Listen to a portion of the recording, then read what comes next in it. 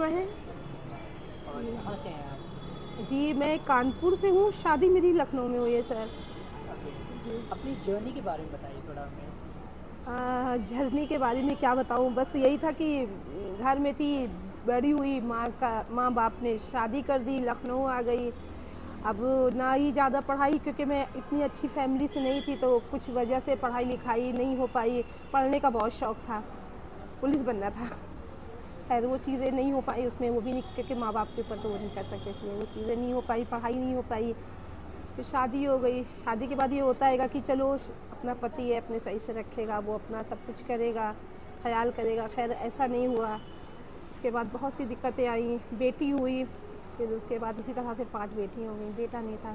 जैसे जैसे बेटी होती गई वैसे वैसे दिक्कतें आती गई, खाना पीने को भी हो गया। फिर ये था कि मैं सिलाई कर लेती थी, तो मैं सिलाई करती थी और अपने बच्चियों का जो है, जो उनको ज़रूरत की चीज़ें होती थी वो मुहैया करवाती थी। इसी तरह से कट रहा था कि कहीं जा ही नहीं सकती, अब तो यहीं रहना है, कहाँ जाना। बस दिमाग में तो ये था कि शादी हो जाती तो पति ही सब कुछ होता है, उसके वहाँ से फिर कहीं नहीं जाना होता। बस इसी तरह से ज़िंदगी कट रही थी। मैं अपने हादसे के बारे में बताना नहीं चाहती, क्योंकि मुझे बस मेरे साथ ऐसा ज़िंदगी में एक ऐसा मोड़ आया कि जिसकी वजह से मैं आज यहाँ पर बैठी हूँ। बहुत सी दिक्कतें आईं, और जब उस तरह की चीज़ें आईं तो मैं प्रेग्नेंट थी। फिर उसके बाद मेरा बेटा भी हुआ, मैं हॉस्पिटल में एडमिट रही। मेरा ट्रीटमेंट नहीं हो रहा था, क्योंकि जिन लोगों ने मेरे साथ ऐसा किया था उन्होंने मेरा सपोर्ट भी नहीं किया, तो डॉक्टर मुझे वहाँ पर ट्रीटमेंट नहीं कर रहे थे। तो फिर जब मैंने बताया कि मेरे साथ ऐसी ऐसी बात है, तब उन्होंने जो है मेरा ट्रीटमेंट की, डॉक्टर फिर एनजीओ वाले आए, उन्होंने फिर कहा कि अब इनका ट्रीटमेंट कैसे होगा। तो फिर वहाँ पर डॉक्टर आए, मीडिया आई, तो मेरा ट्रीटमेंट वगैरह हुआ। फिर उसके बाद मेरा बेटा हुआ। फिर उसके बाद जब ये एक वो था, स्टॉप एसिड अटैक था, एक कैंपेन चल रहा था 2013 में, कोई भी छाँव नहीं था, कोई भी शिरोज़ नहीं था। फिर मैं इनसे जुड़ी रही, मेरा ट्रीटमेंट चल रहा था। 2014 में 1 फरवरी को मेरा बेटा हुआ, तब भी हमारे एनजीओ वालों ने मेरा सपोर्ट किया। फिर उसके बाद 2016 में जो है जुड़ी थी मैं इनसे। 2015 में आगरा में शिरोज़ खोला गया, मुझे वहाँ भी बुलाया गया, मगर मैं जा नहीं पाई। मेरा बच्चा छोटा था और मुझे डर भी लगता था। मैंने दुनिया देखी नहीं थी, मैं कभी बाहर नहीं निकली थी, बहुत कम उम्र में शादी हो गई थी। उस टाइम पे फ़ोन वगैरह का भी ऐसा कोई वो नहीं था, तो मुझे आइडिया नहीं था, डर बहुत लगता था। फिर किसी तरह से जब 2016 में यहाँ का स्पेस अखिलेश यादव जी ने दिया, तो मेरे एनजीओ वालों ने, आलोक भाई गए मेरे पास, उन्होंने बोला कि आप बाहर निकलिए, काम करिए, बच्चे की कैसे परवरिश करेंगी, बच्चियों को आप कैसे मिलोगी, जब आप निकलोगी बाहर जब भी तो बच्चियों से मिलोगी। तो खैर भाई ने मुझे हिम्मत दिलाई, मेरे भाई ने कहा जाओ। फिर मैं 15 दिन आगरा में रही। जैसे ही मैंने आगरा शिरोज़ में कदम रखा, वहाँ लड़कियों को देखा, उनकी हिम्मत देखी, उनकी खुशियाँ देखी, तो मैं हर वक्त घर में रोती थी। मुझे इतना खुशी मिली, मुझे बच्चियाँ मिली वहाँ पर, सब और इतना प्यार से सब बोले थे, जैसे लगा कि मुझे एक फैमिली मिल गई है। तो मुझे बहुत अच्छा लगा। फिर मैंने अपने पापा को और अपने बेटे को भेज दिया। बहुत छोटा बेटा था, जब भी मैंने उसको भेज दिया, मैंने कहा कि मैं 15 दिन के बाद आ जाऊँगी। लड़कियों को देख के मुझे हिम्मत आई, और जब से अब तक का सफ़र बस यूँ ही चल रहा है। एक फैमिली मिली, एक सपोर्ट मिला, और इतनी खुशियाँ मिली। मेरी बेटियाँ भी मुझसे, क्योंकि लखनऊ में मेरी शादी हुई थी, बेटियाँ मेरी यहाँ थी, मेरी बेटियाँ भी मुझसे मिली। मैंने 3 बेटियों की शादी की है। फिर मेरी ज़िंदगी में मेरे हस्बैंड भी आए, तो उनके साथ भी मैं रहने लगी। मैंने कहा कि बच्चों को माता पिता की दोनों की ज़रूरत होती है, जो हो गया सो हो गया। वो तो मैं अकेली झेल रही थी, उसके बाद मेरी बच्चियों को भी वो दिक्कतें झेलनी पड़ती। कुछ चीज़ें ऐसी बीच में हो गई थी कि मुझे नहीं लग रहा था कि मैं अपनी बच्चियों को अकेले छोड़ूं, क्योंकि बच्चियाँ मेरी बड़ी हो गई थी। तो इस वजह से मैं उनके साथ रहने लगी, मगर अभी मैं उनके साथ नहीं हूँ। मैम, जब ये हादसा हुआ जो आपने बताना नहीं चाह रही हैं, तो उस समय लोग कैसे देखते थे? उस समय तो अपना साय ने भी साथ छोड़ दिया था। आप लोगों की बात कर रहे हैं।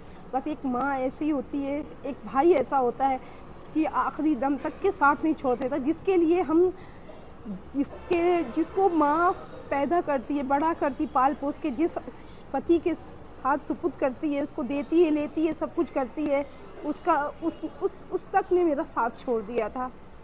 उसने भी मेरा साथ नहीं दिया कि माँ बाप इसी भरोसे छोड़ते कि मेरी बच्ची को ले जाएगा, अच्छे से रखेगा, खिलाएगा, पूरी ज़िंदगी उसकी पूरी पार हो जाएगी।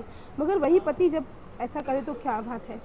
तो इसलिए किसी का सपोर्ट नहीं मिला। मेरे घर वालों ने सपोर्ट किया, और रिश्तेदार नातेदार किसी ने भी सपोर्ट नहीं किया। एक मेरे मामा हैं, उन्होंने मेरा सपोर्ट किया, क्योंकि वो मुझे बचपन से ही बहुत चाहते थे, उन्होंने मेरा सपोर्ट किया। बाकी मेरे माँ बाप और फिर आप देख रहे हैं हमारे एनजीओ वाले ने जब से लेके आज तक के 2013, 24, 31 जुलाई से इन्होंने मेरा जो हाथ पकड़ा, आज तक के मेरा हाथ पकड़े हैं। और मेरा हर चीज़ में सुख दुख, हर चीज़ में मैंने कहा कि मुझे बच्चियों से मिलना है, मुझे हस्बैंड के साथ, मतलब किसी तरह की नहीं जिसमें आपको खुशी मिले, आप रहिए, बस आपके साथ अच्छा ही हो। मतलब पूरी तरह से इन्होंने सपोर्ट किया, केस को लेके, कंपनसेशन को लेके, एफआईआर को लेके, दवाओं को लेके। आज भी ऐसा नहीं है कि मेरी नसें काट दी गई, मेरा बॉडी से 500 ग्राम मांस निकाल दिया। आज भी मैं चलने से बहुत मजबूर हो जाती है, मतलब मैं ज़्यादा चल नहीं पाती हूँ, तो उसमें भी पूरा सपोर्ट करते हैं। और दवाई वगैरह जो होती है सब दिलवाई जाती हैं। और ऐसा नहीं है कि मैं इस तरह से बोलती सब मेरा करवा दिए, मैं लड़ती हूँ, जैसे अपने भाई से एक बहन लड़ती है उस तरह से लड़ती भी हूँ उनसे कि मुझे करवाइए। और उसी तरह से पूरा प्यार के साथ वो मेरा सब कुछ करते हैं। मेरा एनजीओ बेस्ट एनजीओ। अपने लिए स्टैंड लेना कितना मुश्किल था? अपने लिए खुद के लिए खड़े होना कितना मुश्किल था? बहुत मुश्किल था। और वो इतना मुश्किल लग रहा था कि मैं कैसे कर पाऊँगी, मेरे साथ तो ऐसा हो गया है, अब मैं इतना बड़ा कैसे मैं कर पाऊँगी, कैसे मैं बाहर निकलूँगी मेरे साथ। फिर लोग डराते थे कहीं फिर से तुम्हारे साथ ऐसा हो जाएगा, फिर तुम उसी शहर में रहोगी जाके, बहुत सी चीज़ें आ रही थी। मगर जब हिम्मत आई ना, एक तो मेरे भाई ने हिम्मत दी मुझे कि निकलो तुम्हें जाना होगा। उसी टाइम मेरा कैरी बैग लेकर आए, मेरे लिए कपड़े लेके आए, सब अब तुम्हें जाना ही है। पहली हिम्मत मेरे छोटे भाई ने मुझे दिलाई, फिर दूसरी हिम्मत जाके मुझे आगरा शिरोज में रितु से, रूपा से, डॉली, अंशु, ये सारी बच्चियाँ जब मुझे गले लगाए ना, मुझे मिली ना दीदी डांस करो, एक लगा कि मतलब नई ज़िंदगी मिल गई। अरे इतनी अच्छी दुनिया, इतने अच्छे लोग हैं। हम तो यही सोच के जी रहे थे कोई हमारा सपोर्ट नहीं करेगा। और इन बच्चियों के तो फेस पे, रेशमा तुम्हारा तो फेस पे नहीं है। बस उस टाइम पे मुंह से यही निकला कि मेरे फेस पे हो जाता है, इनके फेस पे ना होता। मेरी तो शादी हो गई है, इनके फेस पे ना होता, मेरे फेस पे हो जाता। मतलब इतनी खुशियाँ मिली। और आज भी वही प्यार, वही मोहब्बत, वही चीज़ें बरकरार है।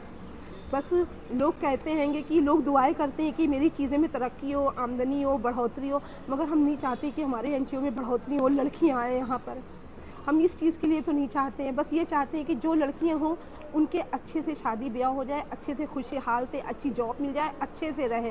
क्योंकि हम नहीं चाहते मेरा एनजीओ दूसरा भी कहीं बने, दूसरे एरिया में बने।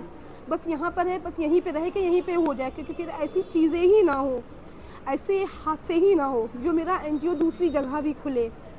मैं ऊपर वाले से यही दुआ करती हूँ। क्योंकि मैं काफ़ी टाइम से देख रही हूँ सबकी अलग अलग स्टोरियाँ होती हैं, सबकी अलग अलग चीज़ें होती हैं। ऐसा नहीं है, हमारे यहाँ 45-50 साल से लेके एक 3 साल की बच्ची तक को मैंने देखा यहाँ पे ऐसे विक्टिम। तो मुझे मतलब बहुत दुख लगता है क्योंकि मैं उनके साथ फेस करती हूँ, उनके साथ रहती हूँ, उनकी चीज़ों को जानती हूँ। मेरे फेस पे नहीं है तो लोग समझते हैं इनको प्रॉब्लम नहीं हुई, वो दिक्कतें नहीं है। मुझे पता है क्योंकि मेरी बॉडी में हुआ, मुझे पता है कितनी दिक्कतें होती हैं। मैं तो शादीशुदा हूँ, उनकी तो शादी भी नहीं, उनको कैसे मैं उनके साथ रहती हूँ तो मुझे भी कभी कभी बहुत रोना आ जाता है। जब मैं उनके साथ बाहर जाती हूँ, लोग कमेंट करते हैं ना, बोलते हैं ना, तो बहुत तकलीफ़ होती है।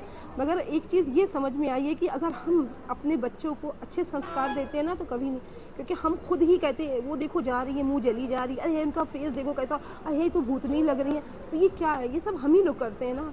एक माँ ही होती है जो अपने बच्चों को ये चीज़ें बताती है। कभी भी ऐसा कुछ दिखे तो फ़ौरन माँ को वहाँ पर टोक देना चाहिए, बेटा ये देखो दीदी ने खुद नहीं किया, दीदी के साथ ऐसा कुछ हुआ था, उसको बच्चे को समझाएं।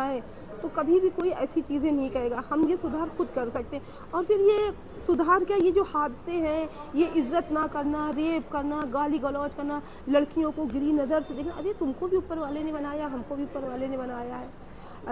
और हम लोगों का एक मैसेज का भी है कि यहाँ पे रेस्टोरेंट खोलने से एक मैसेज भी लोगों तक पहुँचाना है। वरना पहले लोगों पर ऐसे अटैक होते थे, दिखती ही नहीं थी फेस वाली लड़कियाँ। क्यों नहीं दिखती थी आपको पता है? अटैक जो है पहले भी होते थे, लड़कियां इसलिए नहीं दिखती थी क्योंकि वो एक अपने आप को बंद करके वहीं ख़त्म हो जाती थी, वो चीज़ें बाहर ही नहीं आती थी। ये हमारा एनजीओ है जो उनके मौत के मुंह से निकाल के उनको बाहर लाया, क्योंकि तुमने नहीं किया, ये तुम्हारे साथ हादसा हुआ है, तुम अपना फेस क्यों छुपा रही हो, उनको सज़ा दिलाओ ना। तो पहला काम ये हमारे एनजीओ ने इन लड़कियों के लिए किया है, बहुत ही बेस्ट किया है। और मैं देखती चली आ रही हूँ 2013 से जैसे अच्छे काम करो तो ऊपर वाला उसमें तरक्की देता है, तो हमारा एनजीओ भी वैसे ही तरक्की कर रहा है, बढ़ोतरी हो रही है। यहाँ इतना बड़ा स्पेस अखिलेश यादव जी ने दे दिया। पहले एक छोटा सा था लिया था उन्होंने आगरा में, वो छोटी सी जगह थी। बहुत मेहनत करने के बाद, बहुत लाठी खाने के बाद, मेरे लिए भी मार खाए है।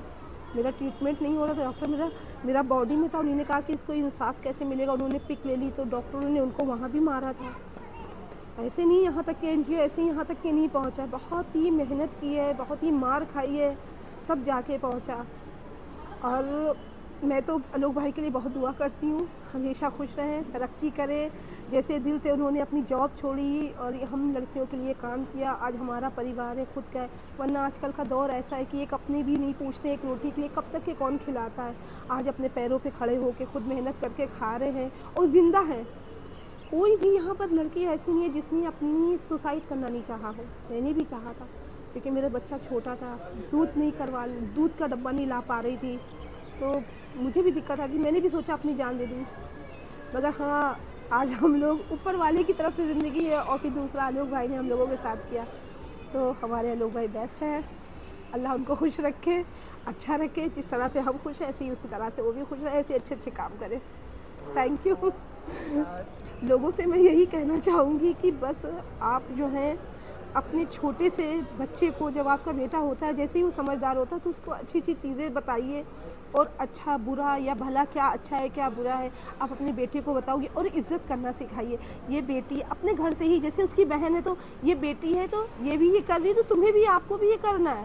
ये नहीं कि वो अगर ये कर रही है, वो जा रही है बाहर तो वो आपको, आप जा रहे हो बाहर तो वो नहीं जाएगी, या उसको अच्छा खाना खिला रहे हैं या उसका वो कर रहे हैं, वो अगर वो बर्तन धो रही है तो आपको भी धोना है, आपको भी करना। अगर ये अच्छी चीज़ें जो हैं घर से ही स्टार्टिंग होगी तो आज नहीं, आज से 20 साल बाद फिर कोई अटैक नहीं होगा, कोई रेप नहीं होगा, किसी के साथ शोषण नहीं होगा, सब चीज़ें खुशहाल रहेंगी। बेटा बेटी एक समान समझे, मैं सबसे यही कहना चाहती हूँ। एकदम से मैं आपको नहीं रोक सकती हूँ कि आप ऐसा ना करो, ऐसा कोई नहीं दिमाग में आएगा, ये जुनून होता है, कभी नहीं आएगा। जब आप ये बचपन से ही दिमाग में डालेंगी ना तो आ जाएगा सुधार। मैं तो कह रही, मैं रहूँ ना रहूँ, आगे 20 साल के बाद शायद ये चीज़ें में सुधार आ जाए। मैं सबसे यही कहना चाहती हूँ कि आप लोग अपने बच्चों को यही शिक्षा दीजिए। जैसे मेरी बेटी है, ऐसा नहीं आप किसी को बेटी को ला के दुख देते तो आपकी बेटी को भी दुख मिलेगा। बस यही सोच के ये संस्कार अपने बच्चों में दीजिए, कूट कूट के भरिए। लड़कियों से क्या कहना चाहोगे आप? कैसे अपने हौसले की दान को बढ़ना चाहिए?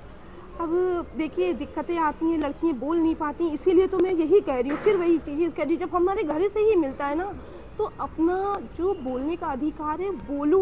ये नहीं सोचो कि मेरे साथ क्या होगा क्या होगा, थोड़ी देर बातें सुनेंगी, कोई गाली देगा या मारेगा, बस यही होगा ना। आप अपनी बात तो रखिए। हो सकता है कि एक बंदा ऐसा उसमें से आ जाए जो आपकी बात रख ले। कहते हैं बेटा आपको पढ़ना नहीं है, आपको लिखना नहीं है, आप बाहर नहीं जा सकती, आप बड़ी हो गई, आपकी शादी कर दें। नहीं मम्मी मुझे करना है। अरे आप बात रखो, पत्थर भी पिघल जाता है, तो वो तो माँ है, बाप है, क्यों नहीं पिघलेंगे। आप अपने माँ बाप से रखिए, दूसरों से ना कहिए। आप अपने माँ बाप से जिद करिए कि नहीं मम्मी मुझे करना है। झांसी पहले क्या था, ऐसा बनी कि नहीं बनी, अपने उस पर बनी। तो ये सारी चीज़ें देख के लड़कियाँ खुद वो कर सकती, मुझे क्या इनसे कहना। मेरी बातें तो सुन रही है। और आजकल इंटरनेट का ज़माना है, सारी चीज़ें सामने आ रही हैं, सब अच्छे से आप लोग जानते हो। अब इसके बावजूद मेरे टाइम पे तो ये चीज़ें भी नहीं थी, मैंने तो पढ़ाई भी नहीं की।